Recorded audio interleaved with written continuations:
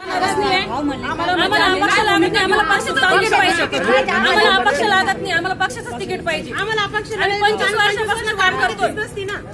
लाडक्या बहिणीला आज एकनाथ शिंदे साहेब शाखा प्रमुख असून एवढे कार्यकर्ते असून ते आज मुख्यमंत्री झाले.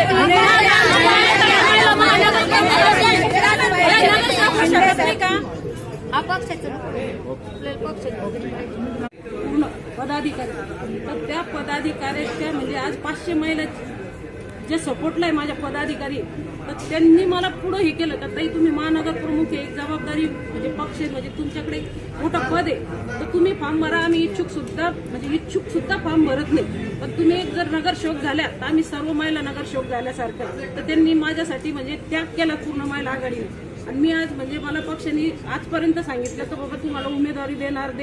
मी 2 हे केलं, प्रभाग 1 आणि प्रभाग 8 सर्वसाधारण महिला सुटलेला आहे. तर तिथून सुद्धा मी पक्षाला दावा केला. आमदार साहेब, पालकमंत्री असू द्या, खासदार असू द्या, सगळ्यांना मी मागणी केली.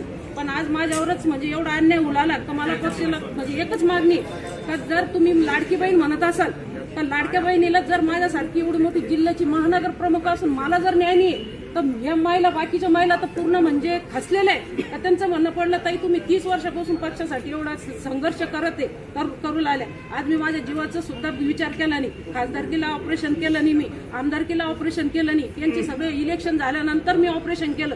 आज माझ्या ऑपरेशनाला 5 महिने झाले. अक्षरशः 2 किलोचा गोळा माझ्या पोटात निघलेला आहे. माझ्याकडे रिपोर्ट सुद्धा आहे.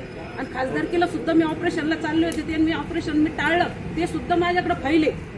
आणि जर मी एवढा जर पक्षासाठी एवढा त्याग करते आणि आमदार त्याला परत गणपतीच्या वेळेस माझ्या मिस्टरांना अटॅक आला त्यांना 25 दिवसामध्ये त्यांना न बघता मी पक्षासाठी एक खासदार आमदारकीला बाहेर पडले आणि पक्षाचे प्रचार केला आणि आमदार साहेबांचं म्हणजे पूर्ण मध्याची जबाबदारी सांभाळून मी निवडून आणले.